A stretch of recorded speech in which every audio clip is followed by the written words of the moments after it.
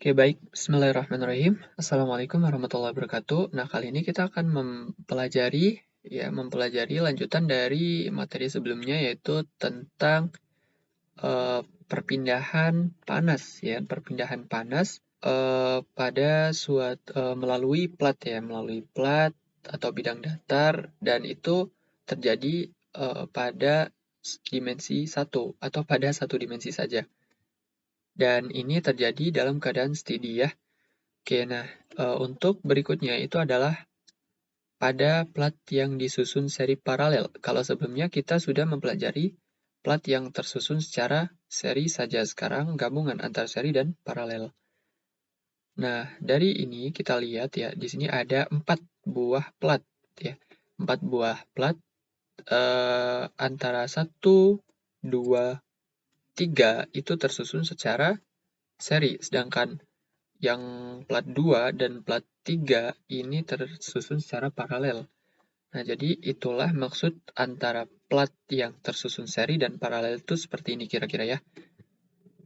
Oke, jadi kita bisa menuliskan atau kita bisa menggambarkan skemanya itu seperti ini, itu T1, di sini kemudian ada hambatan. Ini adalah hambatan 1, ya. Saya belum memberikan notasinya. Di sini adalah hambatan 1, kemudian di sini ada T2, dan di sini ada hambatan 1, hambatan 2, hambatan 3, kemudian di sini ini adalah hambatan 2, hambatan 3, ya. Kemudian di sini ada T3, ya, T3, dan di sini uh,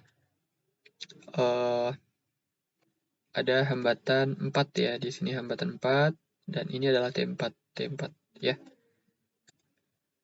Nah, perhitungannya mirip dengan susunan paralel hambatan listrik. Ya, sama halnya dengan seri paralel, perhitungannya juga demikian. Nah, kalau kita tuliskan secara matematis, ditulis seperti ini. Q sama dengan T1 min T4 dibagi R1 tambah RTP, yang mana ini merupakan RTP itu adalah hambatan thermal paralel, ya. Ini total ininya, kemudian ditambah R4. R4 tuh di sini. Jadi ini itu adalah hambatan yang disusun secara seri. Sedangkan di sini hambatan thermal yang khusus. Hambatan paralel di sini merupakan hambatan ini RTP merupakan hasil dari kedua plat, ya, yaitu plat 2 di sini dan plat 3 di sini yang disusun secara paralel. Nah, perhitungannya mirip dengan hambatan listrik yang disusun secara paralel, yaitu 1 per RTP, 1 per hambatan atau tahanan thermal paralel itu sama dengan 1 per R2 yang ini, ditambah dengan 1 per R3 yang ini. Sehingga diperoleh RTP atau hambatan atau tahanan thermal paralel itu sama dengan R2 kali R3 per R2 tambah R3. Di mana bisa kita tuliskan untuk R1 sama dengan K1 per X1 kali A, kemudian R2 sama dengan K2 per X2 kali A2, ya kan, karena A2 ini berbeda dengan A. A adalah ini, dan A2 adalah ini, ya. A2 itu ini. Oke, ini adalah A2. Oke. Dan berikutnya untuk R3 itu sama dengan K3 per X2 kali A3. A3 adalah yang ini. Ini adalah A3-nya. Oke. Berikutnya untuk R4 itu ya K4, ya kan, K4 bagi X3 di sini bagi lagi dengan A. A adalah ininya, ya. Oke.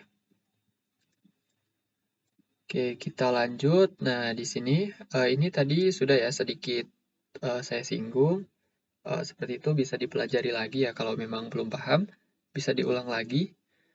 Dan di sini kita masuk ke yang keempat, yaitu pada plat di dalam fluida. Jadi plat itu berada di antara dua fluida, ya. Jadi di sini ada fluida A, katakanlah ini adalah fluida A, kemudian di sini ada fluida B. Nah, kemudian di sini ada dua plat yang dikelilingi oleh fluida itu, yaitu plat 1 dan plat 2, gitu ya. Nah, maka bagaimana skemanya ya? Kita belum masuk ke situ dulu. Kita cari dulu hambatan termal atau tahanan termal perpindahan panas secara konveksi. Kenapa? Karena di sini ada fluida dan ini ada permukaan dari konduktor itu ya. Nah, dari sini, di sini maksudnya ya, di sini terjadi perpindahan panas secara konveksi. Begitu juga dengan sisi yang kanan, di sini yang bersentuhan dengan fluida itu terjadi perpindahan panas secara konveksi. Nah, kita lihat, kita melihat balik ya sebelumnya, kita sudah mempelajari tentang perpindahan panas yang terjadi secara konveksi bisa dirumuskan dalam bentuk rumus seperti ini, yaitu Q sama dengan konstanta konveksi H dikali luas penampangnya, di sini A adalah A ya, luas penampangnya, kemudian dikali dengan TF adalah suhu fluida dikurang T perm, maksudnya suhu permukaan ya, dikurangi suhu permukaan. Atau sebaliknya gitu ya, atau sebaliknya, kenapa? Kalau permukaan itu lebih panas daripada fluida, ya itu bisa saja suhu permukaannya itu berada di depan. Sebaliknya, kalau fluidanya itu yang lebih tinggi suhunya, maka bisa suhu fluidanya itu yang berada di depan. Ya, tergantung saja bagaimana cara penerapannya, gitu. Nanti juga ada hasil ininya negatif, perpindahan panasnya negatif atau positif. Kalau negatif itu berarti perpindahan panas itu uh, berlawanan dengan apa yang kita pikirkan sebelumnya, yang kita kira sebelumnya, seperti itu. Nah, jadi di sini dari persamaan ini kemudian kita konversikan menjadi persamaan yang mirip dengan persamaan pada konduksi ya, pada konduksi di mana terdapat perbedaan suhu dan hambatannya.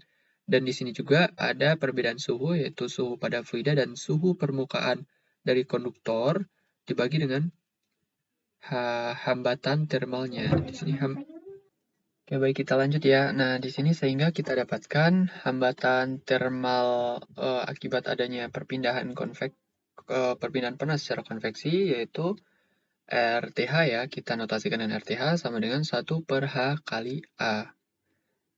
Ya, di sini H adalah konstanta konveksi. Kemudian di sini ada luas penampang dari permukaan konduktor itu.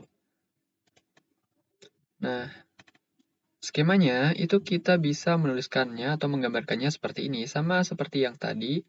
Ya, hanya saja di sini kita tambahkan untuk fluida, untuk perpindahan panas secara konveksi. Di sini ada hambatannya juga, penyusunannya sama, hanya saja ini hambatannya berbeda jenisnya ya. Ini adalah hambatan akibat perpindahan panas secara konveksi, dan ini adalah hambatan akibat hambatan perpindahan panas secara konduksi, R1 dan R2 ini ya. Sedangkan RFA itu sejenis dengan RFB. Berikutnya, nah sehingga dari sini kita bisa mendapatkan laju perpindahan panas yang terjadi baik secara konveksi maupun konduksi ya, perpindahan panas campuran, yaitu dirumuskan dalam bentuk TFA min TFB, yaitu merupakan perubahan ini adalah ini ya, perbedaan suhu fluida A dan fluida B itu sama dengan RFA tambah bukan ya, maksudnya laju perpindahan panas yang terjadi dari dari fluida A ke fluida B itu sama dengan nilainya TFA min TFB per RFA tambah R1 tambah R2 tambah RFB, seperti itu. Nah, selain itu juga, selain dalam bentuk ini, bisa juga dinyatakan dengan U, yang mana U ini merupakan koefisien perpindahan panas total. Jadi kayak misalkan pada konveksi yang terjadi, itu kan sama dengan HA kali suhu fluida dikurang suhu permukaannya. Nah, di sini kita andaikanlah H ini kita ubah atau kita ganti dengan koefisien U, di mana U ini adalah koefisien perpindahan panas total. Jadi bentuknya menjadi ini, Q sama dengan U kali A kali TFA min T FB. Nah, dari sini kita bisa mendapatkan nilai U-nya juga dalam bentuk seperti ini, dalam bentuk ini, ya. Kita bisa menyatakan U dengan memasukkan nilai-nilai hambatan-hambatan ini. Nah, jadi itu adalah sedikit pembahasan singkat ya mengenai perpindahan panas yang terjadi pada keadaan steady dan terjadi hanya pada satu dimensi dan terjadi pada bidang datar ya, terjadi pada plat. Dan mungkin itu saja tutorial kali ini. Terima kasih. Wassalamualaikum warahmatullahi wabarakatuh.